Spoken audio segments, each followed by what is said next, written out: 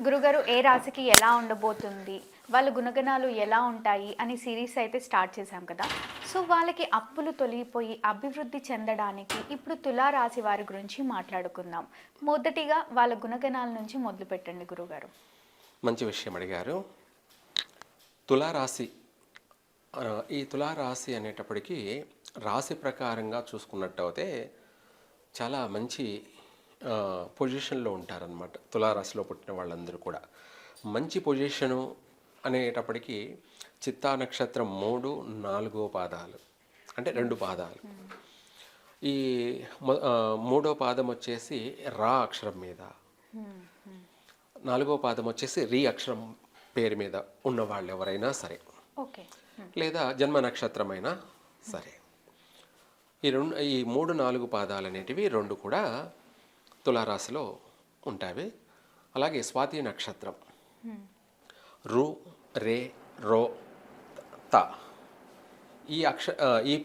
ఈ అక్షరంతో పేర్లు ఉన్న వాళ్ళు ఎవరైనా సరే స్వాతి నక్షత్రం తులారాశి. తర్వాత విశాఖ నక్షత్రం తి, తు, తే, తో అక్షరాలు అవుతాయి. ఇక్కడ తి, తు, తే 3 పాదాలు మాత్రమే విశాఖ నక్షత్రం తులారాశి. ఈ యొక్క తులారాశిలో ఈ నక్షత్రాల్లో పుట్టిన వాళ్ళందరూ కూడా మంచి మల్టీ టాలెంటెడ్. మల్టీ టాలెంటెడ్ అంటే ఏ రంగంలోనైనా కూడా వాళ్ళు కష్టపడి ఎదగడం, అభివృద్ధి చెందడం అనేది ఉంటుంది. దానికి తోడుగా కూడా దైవానుగ్రహం కూడా అంతే ఉంటుంది వీళ్ళకి. బాగుంటుంది. ప్రతి రంగంలో కూడా కష్టపడి అభివృద్ధి చెందడం, లేదా ఈజీగా అవలీలగా ఏ పనినైనా కూడా సాధించుకోవడం, పట్టుదలతోటి అనుకున్న పనిని పూర్తిగా నిర్వర్తించుకోవడం, అన్ని ఒక గుణగణాలు వీళ్ళల్లో పట్టుదలతో కూడుకొని ఉంటుందన్నమాట. అలా సర్వకార్య సిద్ధిరస్తు అన్నట్టుగా ఉంటుంది. సర్వకార్య సిద్ధిరస్తు. ఒక పండితుడు ఏమో ఆశీర్వదిస్తా అంటే సర్వకార్య సిద్ధిరస్తు తదాస్తు అని ఆశీర్వదిస్తాడు. ఆ విధంగా వీళ్ళు ప్రతిదానిని కూడా పూర్తి చేసే వరకు వదిలిపెట్టరు. అది నయాన భయాన అన్నట్టుగా ఏ విధంగానైనా సరే ఆ పనిని పూర్తి చేస్తారు. అది పని సక్సెస్ కూడా అవుతుంది, చేసుకుంటారు. రెండోది వచ్చేసి చిత్తా నక్షత్ర జాతకులేమో మొండి మనుషులు. మొండి అంటే ఎంతటి కష్టానికైనా, ఎంతటి శ్రమకైనా సరే, మానవమానాలకైనా సరే, ఎటువంటి వాటికైనా కూడా వాళ్ళు ఎదిరించి నిలబడే మనస్తత్వం. పట్టుదల ఎక్కువ, మొండితనం ఎక్కువ, ఇలాంటివన్నీ కూడా వీళ్ళకు మెండుగా ఉంటాయి. తర్వాత స్వాతి నక్షత్ర జాతకులతోనేమో చాలా తెలివిగా వ్యవహరించడం, ఎక్కడ నెగ్గాలో ఎక్కడ తగ్గాలో అన్నట్టుగా సమయాన్ని బట్టి సందర్భాన్ని బట్టి వీళ్ళు నడుచుకోవడం. కానీ ఏ విధంగానైనా సరే వీళ్ళు అనుకున్న పనిని పూర్తి చేసుకుంటారు. ఆ వ్యవహరించడంలో చాలా నిపుణులు అని చెప్పాలి తులారాశి వాళ్ళందరూ కూడా. విశాఖ నక్షత్రం కూడా అంతే. ఏ దానినైనా ఈజీగా అవగాహన చేసుకోవడం, అర్థం చేసుకోవడం, ఎదుటి వాళ్ళని అర్థం చేసుకోవడం, వీళ్ళని యొక్క మనస్తత్వాన్ని వీళ్ళు సరి చేసుకోవడం, లేదంటే ఒక మాటలో చెప్పాలంటే సమాజాన్నంతా కూడా చదివిన వాళ్ళు అని అర్థం. ఒక సామెత ఉంది, పల్లెల్లో పల్లె భాషలో మాట్లాడతారు, చదువుకున్న వాడికన్నా చాకలి వాళ్ళు నయ్యము అని. దాని అంతరార్థం చాలా గొప్పది. ఆ విధంగా వీళ్ళు ఏంటంటే మనుషులందరినీ చదివేసిన వాళ్ళు అని అర్థం. సమాజం అంటే అదే. అంటే ఏ మనిషి ఏమిటి, ఎలాంటి వాళ్ళు, ఏ మనిషి యొక్క ప్రవర్తన ఏమిటి, ఎవరు మంచివాళ్ళు, ఎవరు చెడ్డవాళ్ళు, ఎవరు ఎలాంటి అనేది అందరినీ అబ్జర్వేషన్ చేసే మనస్తత్వాలు ఎవరు, తులారాశి వాళ్ళు. అలా ఆ విధంగా నెరింగి నడుచుకోవడం అన్నమాట. సమాజాన్ని నెరింగి దాని ప్రకారంగా దానికి అనుగుణంగా నడుచుకోవడం అన్నదే వీళ్ళ యొక్క సిద్ధాంతం. ఎవరు, తులారాశి వాళ్ళ యొక్క సబ్జెక్ట్. ఆ విధంగా ప్రతి విషయాల్లో కూడా అభివృద్ధి మార్గంలోనూ ఆ, ఇటు ఇంట అటు బయట అంటే కుటుంబంలో కానీ లేదంటే బయట సమాజం పట్ల కానీ అన్నిట్లోనూ కూడా వీళ్ళు రాణించగలుగుతూ ఉంటారు. తులారాశి వాళ్ళు అన్ని రంగాల్లో కూడా ఒకటి అనేం లేకుండా అన్ని ఏ టు జెడ్ రంగాలలో, ఓకే. ఇందాక అదే అన్నాను, మల్టీ పర్పస్ Talented మల్టీ ఉంటారు. టాలెంటెడ్ అన్నట్టుగా రాజకీయ రంగాల్లో కానీ, ఒక గృహస్థులుగా కానీ, ఒక వ్యాపారవేత్తలుగా కానీ, ఒక ధర్మకర్తలుగా కానీ ఇట్లా చెప్పుకుంటూ వెళ్తే అన్ని రంగాలలోనూ మంచి లీడర్ పొజిషన్లోనే వీళ్ళ యొక్క వ్యవహార శైలి అంతా కూడా ఉంటుంది. నడుస్తూ ఉంటుంది, బాగుంటుంది చక్కగా. అయితే ఇంకా కూడా వాళ్ళ వాళ్ళ పుట్టినటువంటి సమయాన్ని బట్టి కొంతమంది తక్కువ శాతం కొన్ని సమస్యలు ఫేస్ చేస్తూ ఉంటారు. అధికంగా ఎక్కువ సంఖ్య ఎక్కువ శాతం మంచి పొజిషన్లోనే జీవిస్తూ ఉంటారు. అయితే ఇంకా కూడా ఈ యొక్క సమస్యలు పడుతున్న వాళ్ళు కానీ ఇంకా కూడా చక్కగా అన్ని రంగాలలో అభివృద్ధి చెందాలన్నా ఆటోమేటిక్గా వీళ్ళు చెందుతూనే ఉంటారు, చెందేలాగా చేసుకుంటారు కూడాను. అయితే దైవానుగ్రహం సంపాదించుకొని ఆమె వాళ్ళ జీవితం అనేది ప్రారంభం చేస్తే ఇంకా గాలి కంటే వేగంగా అభివృద్ధి చెందుతారు. ఓకే. గాలి కంటే వేగంగా అంటే చెప్పలేని ఊహించలేని విధంగా అభివృద్ధి చెందుతారు. ఉన్న ఫలాన రాత్రికే వీళ్ళు కోటీశ్వర్లు ఎలా అయ్యారని చుట్టుపక్కల వాళ్ళందరికీ కూడా అనుమానం వచ్చే విధంగా కూడా మళ్ళీ వీళ్ళ అభివృద్ధి ఉంటుంది. అలాంటి రాత్రికి అని కాదు, కానీ అలా విధంగా తొందరగా అభివృద్ధి చెందడం కూడా వీళ్ళ యొక్క నైపుణ్యత తులారాశి వాళ్ళ యొక్క. అలాగే 10 మందికి పెట్టే మనస్తత్వం అన్నీ కూడా వీళ్ళలో ఉంటాయన్నమాట. సమాజం పట్ల బాగా అవగాహన, బాధ్యత అన్నీ కూడా ఉంటాయి. అయితే మనం ఇందాక చెప్పుకున్నట్టుగా దైవానుగ్రహం అన్నాం కదా, వీళ్ళు లక్ష్మీదేవిని సాయంత్ర సమయంలో అమ్మవారికి సంబంధించి మనం డబ్బు ఖర్చు లేకుండా ఎర్ర పూలతో, ఎర్ర పూలు అంటే గులాబీ పూలు కావచ్చు, లేదంటే మందార పూలు కావచ్చు, లేదా ఏదైనా సరే ఇటువంటి పూలతో 108 పూలు కావచ్చు, లేకపోతే ఎంతకంటే మించి ఎన్నైనా కావచ్చు, ఆ పుష్పాలతోటి అమ్మవారికి అభిషేకం చేసుకోవాలి. అభిషేకం అంటే పుష్పాభిషేకం. ఏమిటి? పుష్పాభిషేకం చేయాలి. అలా చేస్తూ ఉంటే వీళ్ళకు దైవానుగ్రహం అనేది కలుగుతుంది, లక్ష్మీ యోగం అనేది సిద్ధిస్తుంది. లక్ష్మీ యోగము అంటే ఏంటంటే ఇంకా చెప్పాలంటే వీడే లక్ష్మీపుత్రుడు అని అర్థం. ఓకే. వీడే లక్ష్మీపుత్రుడు అనంత విధంగా ఆర్థిక పరమైనటువంటి విషయాలలో విశేషంగా డెవలప్మెంట్ అవుతారు, విశేషంగా అభివృద్ధి చెందడం. అలాగే వాళ్ళ కుటుంబాన్ని వాళ్ళు బాగా స్థిరపడడం. అదే కాకుండా 10 మందికి బయట సహాయం చేయగల యొక్క శక్తి ఉంటుంది, చేస్తారు కూడా. సమాజానికి అంతో ఇంతో ఉపయోగపడేటువంటి వాళ్ళే మెయిన్గా చెప్పాలంటే. అలాంటి ఒక అనుకూలత వీళ్ళకు ఉంది. లేదు ఇంకా కూడా వీళ్ళు స్తోమత ఉండి ఖర్చు పెట్టుకొని చేయగలిగితే ధనలక్ష్మి యొక్క హోమం జరిపించాలి. ధనలక్ష్మి యొక్క హోమం జరిపించాలి. లేదు అందులోనే లేదా అష్టలక్ష్మి హోమం అని కూడా చేయాలి. అష్టలక్ష్మి హోమం అంటే ఇంకా ప్రపంచంలోనే తిరుగులేదు. అంటే ఆర్థికంగా అభివృద్ధి చెందడానిక అన్ని విధాల కదా. అష్టలక్ష్మి అంటేనే అన్ని విధాల. అష్ట అంటే 8 దిశల నుండి 8 దిక్కుల నుండి మనకు ఏం చేసినా కలిసి రావడమే.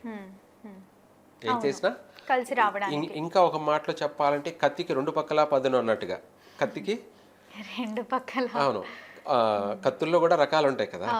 అలాగే 2 పక్కల పదునున్నే కత్తి అంటే ఇట్లన్నా తెగుతుంది, ఇట్లన్నా తెగుతుంది. అదే ఒక సైడే అనుకో, ఒక సైడే తెగుతుంది, రెండో సైడ్ పని చేయదు.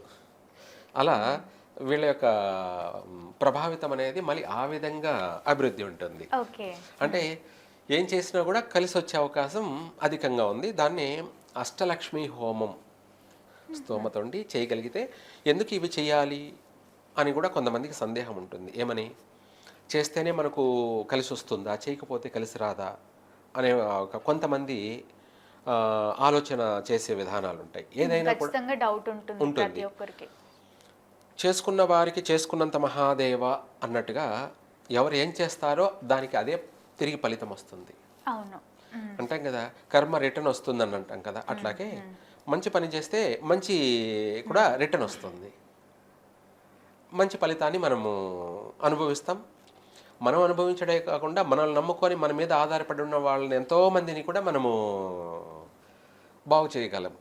అవును. అంటే 10 మందిని మనము అభివృద్ధి చేయడానికి అవకాశం ఉంటుంది. ఆ యోగం అంతా కూడా వీళ్ళకు ఉంటుంది, తులారాశి వాళ్ళకి. ఇప్పుడు మనము ఏదైనా సరే ఆకలి వేసింది, మనమైనా చేసుకొని తినాలి, లేదంటే ఎవరో చేసిన దాన్ని డబ్బులు ఇచ్చి కొనుక్కొచ్చుకొని తినాలి. అంతే. ఏ విధంగానైనా సరే తినడం అయితే తినాలి. లేదా డబ్బులు ఇచ్చి చేపించుకోవాలి అంతే. తింటేనే కదా మన శరీర బాధ తీరుతుంది. శరీర బాధ తీరి ఎనర్జీ వస్తుంది. ఎందుకు తినాలి అంటే కష్టం అవుతుంది, ఆ మనిషి బ్రతకడమే కష్టం అవుతుంది. అట్లాగే మనకు మన బాడీకి ఎంత ఎనర్జీ కావాలో అంత ఎనర్జీ తింటే వచ్చినట్లుగా మనము ఎంత అభివృద్ధి చెందాలో అంత అభివృద్ధి చెందడం కోసమే ఈ యొక్క హోమం. అది మన పర్సనల్, మన లైఫ్, మన వ్యక్తిగత జీవితం. ఇది ఒకరు చెప్తే చేయడమో లేకపోతే 10 మందికి మనం చెప్పుకొని చేయడమో కాదు కావాల్సింది.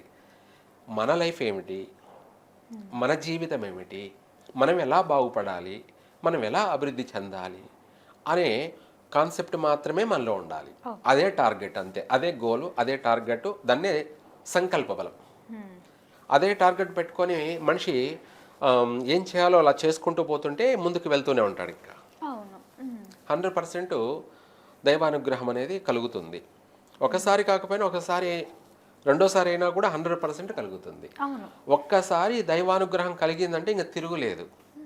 అటు 7 తరాలు ఇటు 7 తరాలు అన్నట్లుగా వాళ్ళు, వాళ్ళ పిల్లలు, కొడుకులు, మనవళ్ళు, మనమళ్ళు ఇలా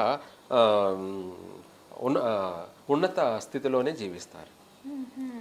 దాన్నే మనం వేదంలో కూడా వంశాభివృద్ధిరస్తు, గోత్రాభివృద్ధిరస్తు, వంశాభివృద్ధిరస్తు, దినదినాభివృద్ధిరస్తు, శీఘ్రమేవ శతశీఘ్రమేవ అంటే శీఘ్రమేవ శతశీఘ్రమేవ, అతి ఇంకా స్పీడ్గా అభివృద్ధి చెందడానికి అవకాశం ఉంటుంది. ఏదైనా సరే దానికి కూడా దైవానుగ్రహం కలిగితేనే చేయగలుగుతాడు. అవును. దైవానుగ్రహం కలగలేదనుకో చెయ్యాలన్నా చేయలేడు, చెయ్యాలన్నా చేయలేరు. లాస్ట్కి గుడి దోవన, గుడి దగ్గరగా వెళ్తూ కూడా గుడిలోకి పోవాలన్నా కూడా అది ఆ అమ్మవారి అనుగ్రహం ఉంటేనే గుడిలోకి వెళ్ళగలుగుతాడు. లేదనుకోండి వాడి మనసునే బుద్ధి పుట్టినది. అంటే ఇప్పుడు నేను బాగలేను, లేదంటే నాకు టైం లేదు, బిజీగా ఉన్నాను, రేపు వెళ్దాంలే అని చెప్పేసి గుడి లేకపోకుండానే వెళ్ళిపోతుంటాడు. రానిదన్నమాట. రేపు పోదాంలే అనుకుంటాడు, రేపు మళ్ళీ ఎక్కడ ఉంటాడో ఎలా ఉంటాడో కూడా తెలియదు.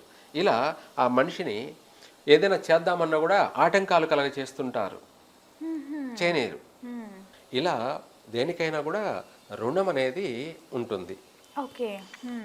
మంచి పని అయినా సరే దైవానుగ్రహం కలిగినప్పుడే నువ్వు చేయగలుగుతున్నావంటేనే దేవుడు నీకు అనుగ్రహం ఇచ్చాడు అని అర్థం. నువ్వు దండం పెట్టగలుగుతున్నావు, దేవుడికి పూజ చేయగలుగుతున్నావు అంటే అది ఆమె ఇష్టపడింది, మన వాళ్ళని, తల్లి బిడ్డని ఇష్టపడింది కాబట్టి మనం చేయగలుగుతున్నాం. ఆమెకి ఇష్టం లేదనుకో పూజ కూడా చేసే అర్హత కలగదు. ఏదో ఒక రూపంలో ఆటంకం అనేది అడుగడుగున ఏర్పడుతూ ఉంటుంది. వాళ్ళ అనుగ్రహం ఉంటేనే మనం వాళ్ళకి మొక్కుతాం, పూజ చేయగలుగుతాం. ఇవన్నీ కూడా ఒక అంతు చిక్కని ఒక మాయా రహస్యం లాంటివి. ఇవంతా కూడా ప్రపంచం అంతా కూడా ఒక గాలిలోనే స్ప్రెడ్ అవుతూ ఉంటుంది, గాలిలోనే స్ప్రెడ్ అవుతుంది. వాయుదేవుడు దీనికి అంతటికి మీడియేటర్. వాయుదేవుడు అంటే మనం చెప్తున్న శబ్దధ్వని ట్రాన్స్లేషన్ కూడా వాయుదేవుడే. నేను చెప్తున్నాను, 10 మంది వింటున్నారు అంటే మన మీడియా ద్వారా అది ఆ యొక్క వాయుదేవుని యొక్క ట్రాన్స్లేషన్. దాన్నే మీడియా అంటారు. ఆయనని ఎవరిని? మీడియా.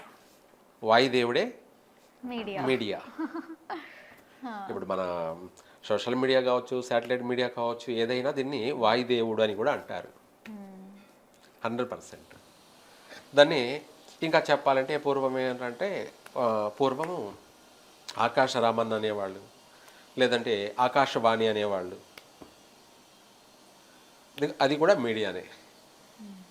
అది కూడా అంటే జరిగేది జరగబోయేది ముందే ఆకాశవాణి చెప్తుండేది, ఆకాశం నుంచి పలుకుతూ ఉండేదన్నమాట. అది ఇప్పుడు కాదులేండి, ఏ కృతయుగంలోనూ త్రేతాయుగంలోనూ లాస్ట్గా ద్వాపరయుగం వరకు కూడా జరిగింది. ఆ తర్వాత మనం పిలిచినా పలికే వాళ్ళు లేరు. ఓకే. మనము ఎంత మొక్కినా కూడా పలికే వాళ్ళు లేరు.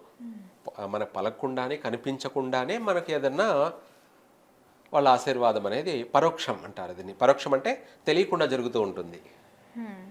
పోనీలే అది జరిగినా పర్వాలేదు, మనం అనుకున్న పని నెరవేరుతుంటే దాన్నే అదే మనకు 10,000. ఆ విధంగా తులారాశి వాళ్ళకి బాగా అన్నిట్లోనూ స్థిరపడడానికి, వీళ్ళు మళ్ళీ అభివృద్ధి చెందితే 10 మందికి కూడా సహాయం చేసేటువంటి మనస్తత్వం కలిగినటువంటి వాళ్ళే తులారాశి వాళ్ళు. మళ్ళీ వీళ్ళకున్న అప్పులన్నీ తొలగిపోయి అభివృద్ధి చెందడానికి పరిహారం లాగా ఏమైనా అది కూడా వాళ్ళు ఏంటంటే అష్టోత్తరంతో చేసుకోవచ్చు. వాళ్ళే బుక్స్ దొరుకుతాయి, లక్ష్మీ అమ్మవారి బుక్కులు. అష్టోత్తరం అనేది ఎవరైనా చేసుకోవచ్చు. దాంట్లో తప్పు ఒప్పులు ఉన్నా కూడా నష్టమేమీ లేదు. మంత్రంలోనే తప్పు రాకూడదు. కాబట్టి ఈ యొక్క బుక్లో అష్టోత్తరం ఉంటుంది. ఆ అష్టోత్తరాన్ని చదువుకుంటూ ఒక్కొక్క పుష్పంతో వాళ్ళు అమ్మవారికి అభిషేకం చేస్తూ మంత్రం పఠిస్తూ అదే ఆ యొక్క అష్టోత్తరాన్ని పఠిస్తూ ఉంటే 100% వాళ్ళకి ఆర్థిక యోగం కలుగుతుంది. తప్పకుండా. ఇంకా కూడా సర్వ విధాల 100% కలగాలి అంటే మనం ఇందాక చెప్పుకున్నట్టుగా అష్టలక్ష్మి హోమం ఇంకా మామూలుగా ఉండదు. అది ఎంత అభివృద్ధి కలుగుతుంది అంటే చెప్పలేని, ఊహించలేనంత అభివృద్ధి చెందుతుంది. తప్పకుండా గురుగారు. తులారాశి వారి గుణగణాలు, స్వభావాలు, వాళ్ళు పాటించాల్సిన పరిహారం గురించి ఎంతో చక్కగా తెలియజేసినందుకు ధన్యవాదాలు. సర్వే జన సుఖినో భవంతు.